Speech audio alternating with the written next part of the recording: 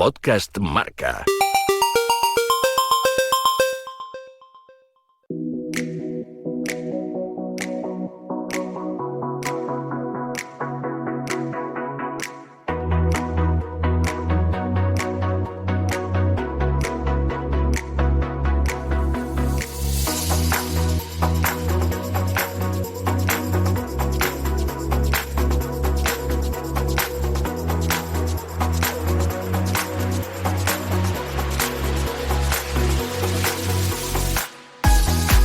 ¿Qué tal? Muy buenas, yo soy Marcos González y esto es el podcast Marca Tumba Abierta by Be Cool, el resumen final de toda la Vuelta a España, que vamos a analizar y poner en orden todo lo que ha sucedido durante la edición del año 2025, con ganador de el ciclista danés del Team Visma Lease a Bike, Jonas Vingegaard, con una diferencia de 1 minuto y 16 segundos sobre Joao Almeida y 3 minutos 11 segundos sobre Tom Pidcock, del ciclista británico del Q36.5 Pro Cycling Team, que completaba el podio. Dijo que iba a hacer general, que iba a llegar para hacer una vuelta de 3 semanas desde el inicio hasta el final, y ahí está, colocado en el podio. El maillot verde en este caso fue para Mats Pedersen, dentro de lo esperado, y el de puntos, el de la montaña, para el ciclista del UAE Team Emirates, para Jay Vine, por segundo año consecutivo. La clasificación de los jóvenes en este caso se la ha llevado la agencia Matthew Riccitello, ciclista estadounidense del Israel Premier Tech, del ahora conocido como IPT. Evidentemente hay que contar también lo que sucedió en el último día de la Vuelta a España, en esa última etapa que no se pudo terminar debido a todas las protestas pro-Palestina que ocurrieron por las calles de Madrid y que vamos a analizar de manera muy rápida. Voy a presentar a nuestro Nacho Lavarga, que las vivió en directo, que estuvo en todo el meollo, que nos cuente. Hacemos análisis porque hay que hacerlo rápidamente y de ahí pasamos a de verdad a lo deportivo, a analizar a todo lo que ha pasado en esta Vuelta a España. Nacho Lavarga, ¿qué tal? Muy buenas. Hola, ¿qué tal? Muy buenas. Vamos a hacerlo así. Nos cuentas tú, que estuviste allí, que viviste todo lo que ocurrió, ahora que ya pues han pasado unos días, que ya ha madurado todo. ¿Cómo lo viviste? ¿Cómo crees que ha sido ese balance con todo lo que ha pasado de las protestas? Nos lo quitamos rápido porque creo que al final hay que comentarlo, pero en este podcast lo que nos queremos centrar es en lo deportivo, Nacho. Pues sí, la verdad que bueno, para mí fue una pena, ¿no?, lo que sucedió el domingo, con esa etapa suspendida, cuando tan solo llevaban más de un puñado de kilómetros, más de 50 kilómetros, por los manifestantes que usaron la violencia en algunos casos, ¿no?, con gente que estaba en la zona VIP, con gente que estaba en la zona entre Neptuno y Cibeles.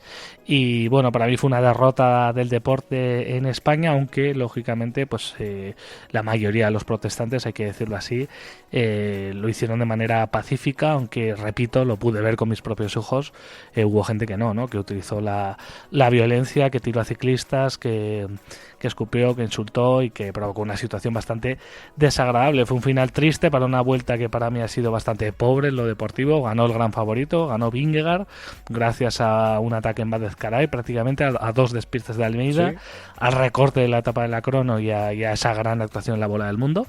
Y bueno, fue la vuelta de la revuelta, ¿no? Con las recortes de etapa, con las manifestaciones y con lo que sucedió el domingo, que por lo menos esperemos que sirva para que no se vuelva a ocurrir, ¿no? Para que haya una solución con el tema de Israel, con el tema del equipo, con el tema de la seguridad, lo que sea, pero para que no tengamos que vivir situaciones así, porque yo vi a padres corriendo, a niños corriendo, a ciclistas con miedo, a madres de corredores con miedo, así que eso yo creo que no podemos volver a permitirlo, porque también terminó con un podio no oficial en el parking de un hotel, subido los 3 primeros de la Vuelta a España en neveras, marcado el 1, 2, 3 con rotulador, con una fiesta clandestina, es decir, yo creo todo bastante triste. Bastante surrealista. Yo por mi parte voy a añadir simplemente que evidentemente pues creo que la vuelta podía haber sido, si todo se hubiera hecho de manera pacífica, un buen sitio para exponer esa protesta o ese apoyo al pueblo palestino ante la barbarie que se está cometiendo, ¿no? Nadie creo que esté de acuerdo en otra cosa. Sin embargo, creo que tanto lo que pasó en Bilbao, el día de la etapa en la que se cortó el árbol, el día de las chinchetas a la cara, los cristales, o lo que pasó también en Navacerrada, recordemos, y mucho menos lo que pasó en Madrid, pues creo que viene por mucha gente que tú le pones un mapa delante y no te saben ni siquiera señalar dónde está la propia Palestina, ¿no? Que simplemente lo que quieren es violencia, que lo que quieren es liarla y que viven de ello, y no tiene nada que ver con ese apoyo al pueblo palestino, que se podía haber hecho de otras muchas formas, como sí que hay un montón de gente que lo ha hecho de manera correcta durante esta Vuelta a España. Vamos a centrarnos ya un poco en lo deportivo, aunque evidentemente si quiere aportar algo como esto siempre le vamos a dejar, porque es una de las voces autorizadas del ciclismo en esta casa, como es Radio Marca y Marca. Carlos Barredo, ¿qué tal? Muy buenas. ¿Qué tal, Marcos? ¿Todo pues, bien? No sé si quieres aportar algo sobre esto, y si no, pues vamos un poco a analizar ya lo que ha dado de sí esta Vuelta a España. Bueno, está claro, ¿no?, que algo hay que comentar, ¿no? Creo que es un hecho que quizás emborronó un poco el transcurso de la Vuelta a España. Una vez que se entró en territorio nacional, pues empezó la vorágine a crecer y llegando pues a incomodar incluso en 3 etapas, ¿no?, con esos desenlaces de sobra conocidos. Bueno, yo al final de lo que sucedió en Madrid, lo dije en antena, creo que no voy a decir que me alegré que se cancelara la etapa, pero tenía una sensación agridulce. Por un lado, me pareció bien que desaparecieran los ciclistas, que no se mezclara la Vuelta a España, el ciclismo, el deporte con lo que estaba sucediendo en Madrid, también por el riesgo que estaban corriendo los ciclistas. Y por otro lado, apenado porque creo que es un golpe duro para la Vuelta a España, para una carrera que estos últimos años había crecido, que tenía un cartel importante este año, y hay que ver en el futuro cómo afecta esto a la carrera, ¿no? Esperemos que que vuelva todo que vuelva a reinar la paz, sobre todo en el ciclismo, que no encuentren en este deporte una vía de escape fácil por las características propias que tiene el ciclismo de competición en carretera, y que no suceda más veces, ¿no? Hasta ahí puedo decir respecto al tema. Me parece genial, porque es que la verdad que te lo firmo con todo. Hablando un poco ya de lo que ha dado esta vuelta, decía Barredo, Nacho, que ha sido para él una vuelta algo pobre, ¿no? En cuanto a lo deportivo, que es verdad que también pues se ha visto un poco entremezclado con todo lo que estamos comentando, que Vingegaard realmente la ha sacado, y lo has dicho tú, hasta la saciedad casi, ¿no? Repitiendo, pues al estilo Roglic, al estilo del Jumbo, ahora Visma, controlando la carrera y guardando fuerzas para dar 3 ramalazos en 3 momentos en los que tocaba atacar, en los que tocaba demostrar que era el más fuerte, pero poquito más, ¿no?, en esa pelea. Y luego hemos visto un Joao Almeida que en muchas ocasiones quizá poco apoyado por el equipo, en otras quizás sin fuerzas o sin esa calidad que le diferencia en este caso de Vingegaard, pues no le ha dado para más, ¿no? Sí, bueno, la verdad que... dale, Carlos, perdona. Estoy de acuerdo con lo que decía Nacho de pobre, pero también me parece una palabra muy fuerte, ¿no? Yo creo que hay que contextualizar la Vuelta a España. La Vuelta a España se corre agosto-septiembre, la gente llega ya casi a final de temporada con mucha parte de sus objetivos cumplidos. Creo que, y analizando, creo que había corredores de nivel en esta Vuelta a España. Lo mejor de la Vuelta, el podium, te podría decir casi los 5 o los 6 primeros corredores, son corredores de muchísimo nivel. Sí. Sigue la Vuelta cumpliendo año tras año con el papel de descubrir a nuevos corredores. Este año Richitello, este año Pellizzari, confirmación. Creo que conseguimos etapas también, el ciclismo español con Ayuso, que era importante, y después vimos etapas muy rápidas, como se está corriendo toda la temporada, con mucho nivel competitivo, con fugas muy numerosas, con corredores o con equipos que no se conformaban tirando para echar abajo esas fugas. Es cierto que nos faltó ver los cara a cara espectaculares que hoy en día, gracias a Dios, solo se pueden ver en el Tour de Francia, ¿no?, cuando tanto Pogačar como Vingegaard y Renko y alguno más están al 100%. Pero si quitamos solamente esos momentos, yo creo que vimos una vuelta de bastante nivel, una vuelta de mucho nivel. Nacho. Sí, a ver, yo digo que el nivel era, que había corredores, pero yo creo que todo lo que ha sucedido y sobre todo que los dos grandes favoritos, que eran Jonas Vingegaard y Joao Almeida, no estaban al 100%, lo reconocieron ellos, ¿no? En las entrevistas con Marca, Almeida se ponía al 80%, Vingegaard no dijo un porcentaje, pero reconoció que no estaba bien, ¿no? Que no estaba a su máximo nivel. Entonces eso yo creo que ha restado un poco competitividad y emoción. Porque lo que decíamos, Almeida no es un corredor, digamos, explosivo que pueda lanzar ataques, tampoco durante por lo menos el gran parte de la vuelta pues no tuvo un apoyo brutal de su equipo, que estaba cada uno a lo suyo, ¿no? Con el caso Ayuso, con las victorias del español, con Mas Soler también ganando el día que decía que tampoco era el plan. Es decir, yo creo que no tuvieron ahí una estrategia tan buena de equipo como sí que la tuvo el Visma, que recuperó al mejor Kuss, que el americano recuperó esa versión de antaño donde era el mejor gregario probablemente del mundo en montaña, ayudó mucho a su líder. Jorgensen tampoco estuvo al 100%, pero le ayudó. Es decir, Visma tuvo esa visión de sacar la calculadora y con un Vingegaard de mínimos pues ganar su primera Vuelta a España, ¿no? Y probablemente Joao Almeida, entre el recorte de la crono que le venía bien en Valladolid, con dos errores impagables como fue el de la etapa de Guijuelo y el de la etapa de Valdezcaray, que le pilló mal colocado. Eso no te lo puedes permitir si quieres ganar una Vuelta a España y probablemente no seas más fuerte que tu rival, claro. Como mucho estabas igualado, un poquito por detrás, pues yo creo que todo eso acabó pesando. Y luego el ciclismo español, ¿no? Que al final es la Vuelta a España, queremos ver a los nuestros, ha sido la primera vez en la historia que no ha habido un español en el top 10, no teníamos a nadie metido en la general, pues es cierto que hemos conseguido 3 victorias, las 2 de Ayuso y la de Soler, pero es que ni en Giro, ni en Tour, ni Vuelta hemos conseguido siquiera un top 10, y creo que eso también pues al aficionado español le recorta, ¿no?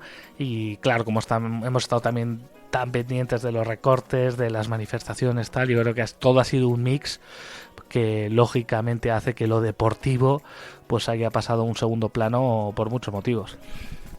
Precisamente sobre eso, ya para ir cerrando y que quiero también enlazarlo un poco con el 8 para el Mundial y que os preguntaré a los dos, Barredo, no sé si quieres aportar alguna cosa más, pero sobre lo que ha tenido en la vuelta y que nos quede en el tintero, pero quería preguntarte por el papel de los españoles, equipos y también corredores. Bueno, yo creo que los corredores en cierto modo brillaron aquellos que estaban en condiciones de brillar. Llámese Ayuso para conseguir esas victorias de etapa o incluso Soler, ¿no? haciendo de gregario pero sabiendo rematar también. Tuvimos muy mala suerte pues primero con la enfermedad que sufrió Burgos, que rápidamente le dejó con 2-3 corredores menos, después hasta 4, la caída de Raúl, que era un corredor que estaba demostrando muy, muy buen nivel desde el inicio de vuelta. Bueno, después Movistar también tuvo muy mala suerte porque Romo hizo para mí una grandísima vuelta después del año o de la mitad de temporada que pasó no sintiéndose del todo cómodo, pero después esa caída le manda a casa. Es cierto que Movistar pues le faltó rematar, pero yo creo que estuvieron a buen nivel en muchas etapas, ¿no? También con Aular. Y después, bueno, en cuanto a equipos, creo que Caja Rural hizo una vuelta muy, muy, muy destacable. No es solamente viendo la clasificación general, porque eso es de forma prácticamente indirecta, tanto Abel como Jaume el 13 y el 14, sino por el papel que tuvieron en carrera, ¿no? Yo no sé las fugas en las que estuvo, pero debió estar 8 o 9 días en fuga. Sí. Incluso días de caer y después estar en la fuga, o sea que yo creo que desde ese punto de vista tenemos que estar contentos, ¿no? Es cierto que, insisto, que el nivel de la Vuelta a España, viendo un poco como pues números y datos, quiero recordar la ascensión al Angliru, por ejemplo, de Almeida, que se queda un segundo del récord de Roberto Heras, ¿no? Y era una etapa con un encadenado de 3 puertos. Creo que el nivel en general de esta Vuelta a España fue muy alto. Es cierto que faltó espectacularidad, por lo que dice Nacho, sobre todo eso nosotros lo conocemos como frescura, más que estado de condición física, frescura.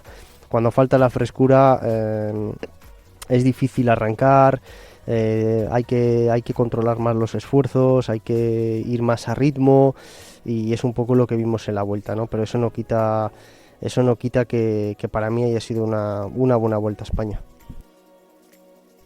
Vale, de acuerdo, porque es que ha sido así, realmente lo hemos visto en esta Vuelta a España. Quería hilar lo que comenta Barredo, Nacho, empiezo contigo, de lo que va a pasar en Kigali, en Ruanda, del 21 al 28 de septiembre. Rápido os pido a los dos porque nos queda poco tiempo, pero vamos a presentar España un 8 formado por Juan Ayuso, Marc Soler, Iván Romero, Carlos Verona, Abel Bardeston, Carlos Canal, Roger Adrià y Raúl García.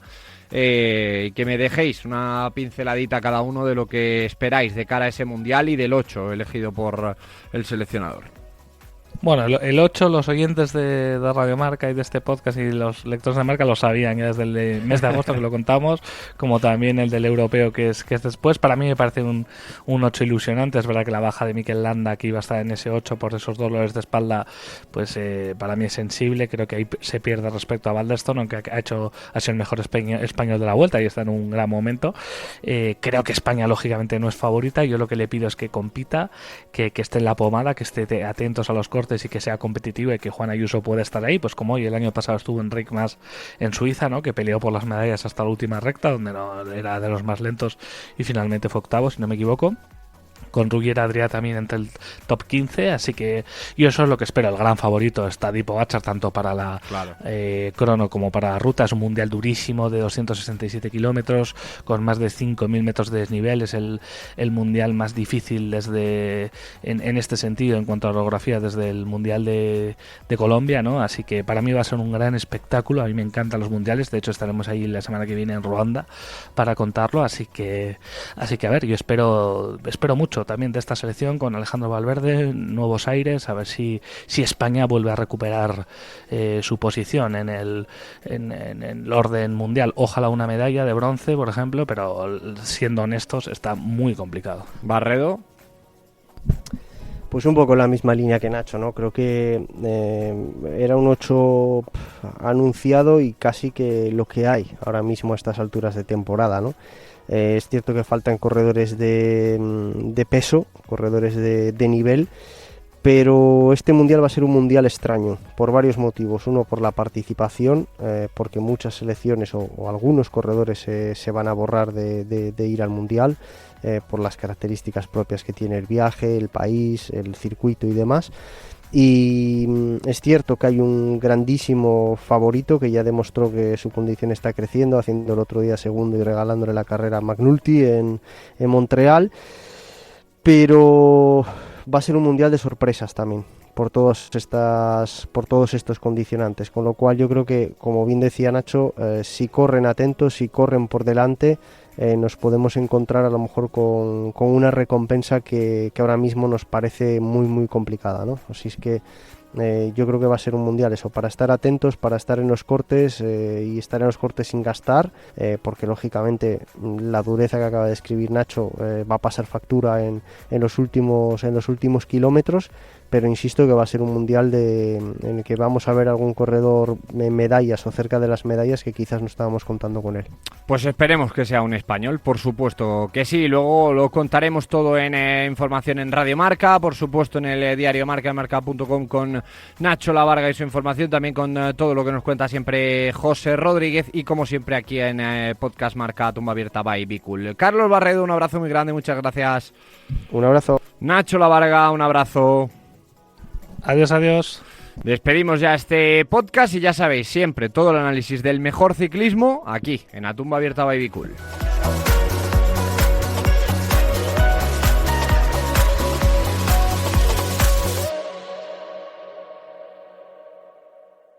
Podcast Marca.